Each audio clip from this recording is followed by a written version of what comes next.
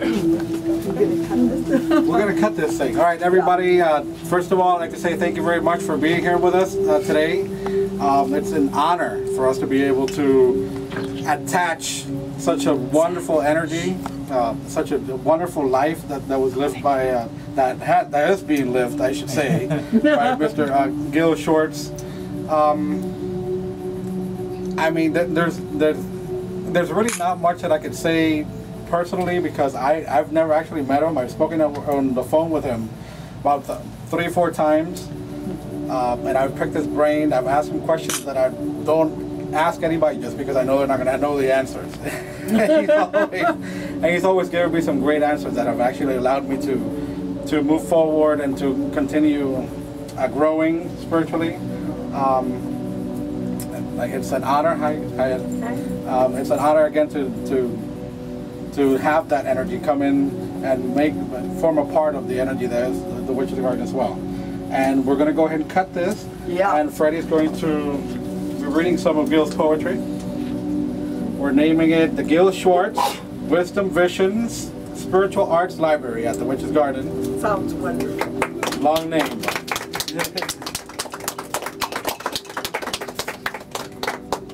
There we go. Very good. We'll just leave it right there. Okay, and if you would just all come in closer, if you could. Sorry. Okay. I don't think I'm going to sit. I think I'm going to stand. Yeah. Okay. If I get weak, then I'll. Okay. I just wanted to start. Gill has a wonderful website, which was really kind of initiated by my son Nat. He did all of the work for the workshop along with a friend of Gill's whose name is Connie Scanlon, who is a designer. And it's called wisdomvisions.com.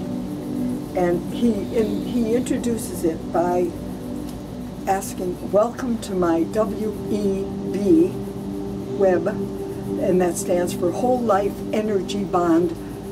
So my WEB site, SIGHT. He says, writing like music can capture and share life from the soul's point of view. Drawn along the mystic's path since youth, I recorded these as vessels for the precious experiences and awarenesses, the glimpses that have come my way.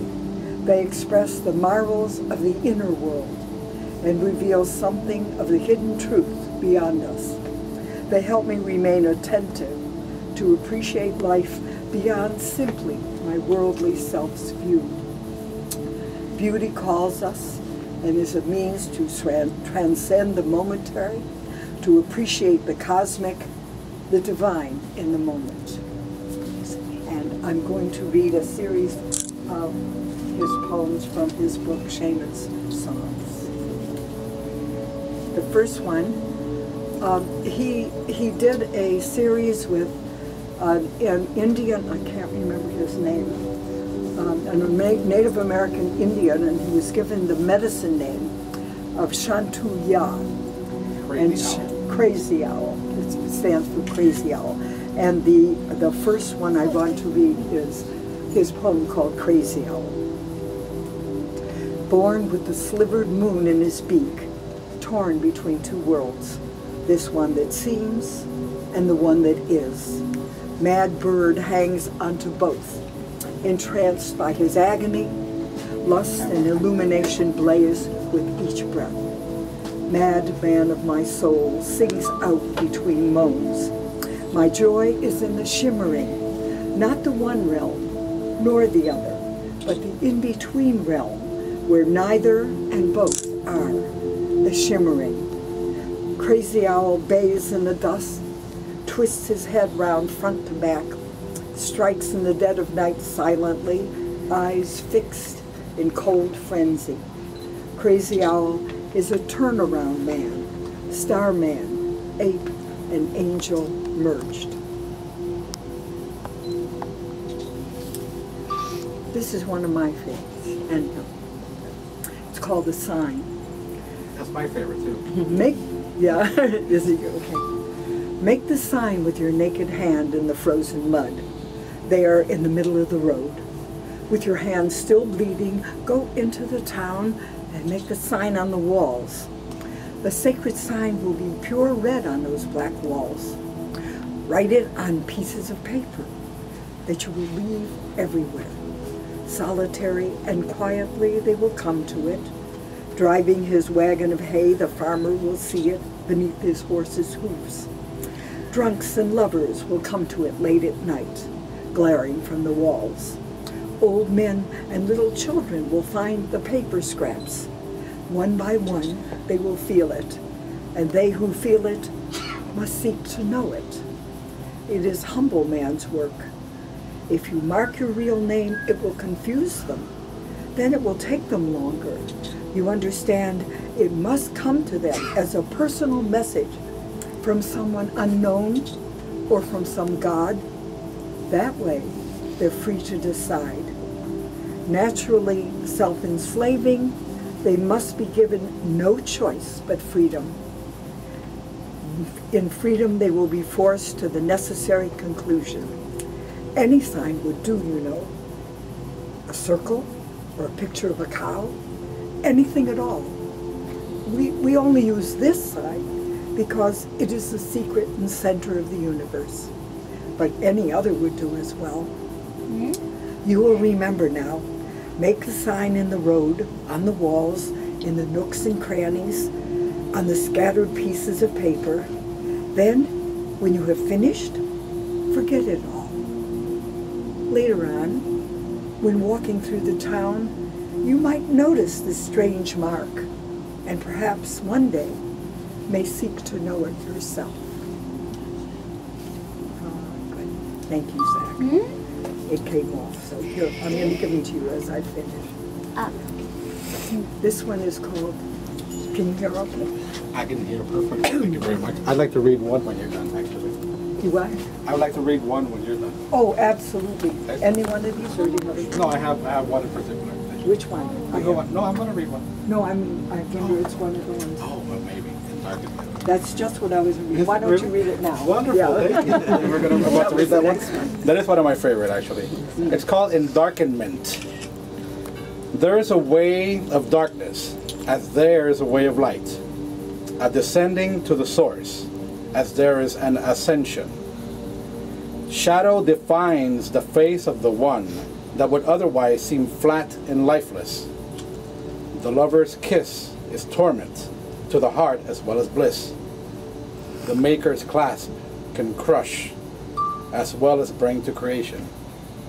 Do not simplify this mystery. Do not fear sunder the whole. Dip your being deep into the wonder, beyond choice, into waiting revelation. Thank you. It was perfect because that was exactly my next one. Okay. As a matter of fact, I told him I'm going to write a song about that. Oh, that would be wonderful. Oh, here's that. Another one. It is really, really nice. The next one is called Fierce. Stay here.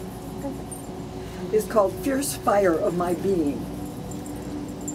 I'm going to start again. Fierce fire of my being incinerates me, consumes my life breath by breath. The flames lick through bowels and brain, illuminate, sear my senses into howling light. A furnace of knowing engulfs and smelts my tiny self into the all.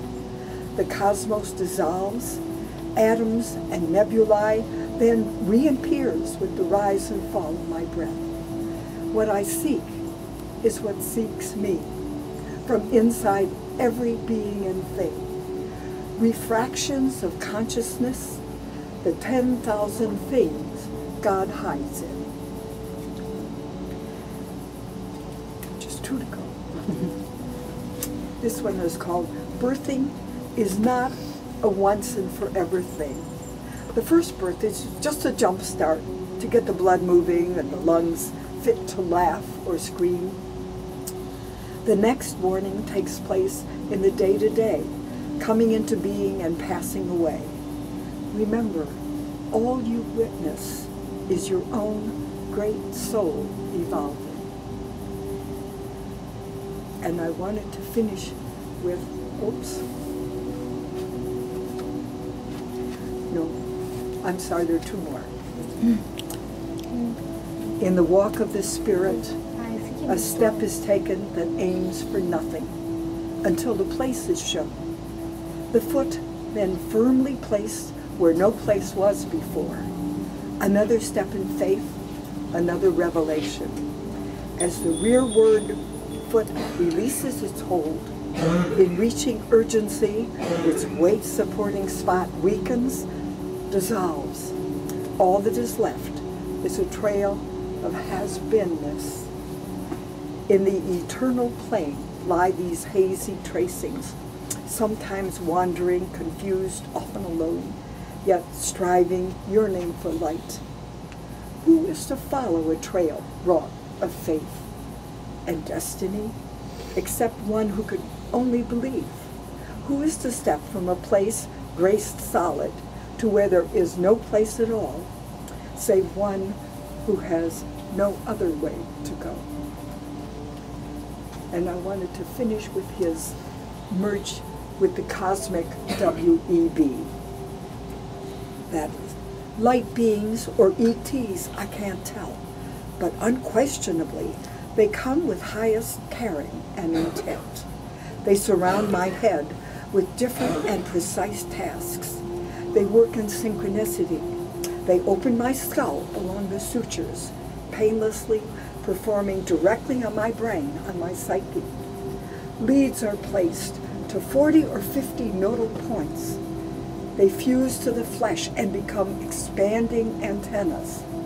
My consciousness is shifted higher, more open, permeable, ecstatic. I witness those leads fused to other leads, likewise projecting from other beings' brains and psyches. Some resemble mine, some very much do not. Raised to another realm of consciousness, I now experience the resonance of all our individual beings in the overriding harmonic of the whole life energy bond. In visionary sight, I perceive we are each part's selves in this cosmic brain, yet we remain unique. I am still I in this infinite I. I am but a speck in the mind's far reaches, yet through the whole life energy pond, its thoughts move through my being, shift my inner sense of knowing, like bone-trembling plate tectonics, like watching an orange-yellow moon swallowed and reborn through eclipse. Thank you all very, very much. Right, we've got refreshments back here. Feel free to Gotta go wash my hands. I gotta wash my hands.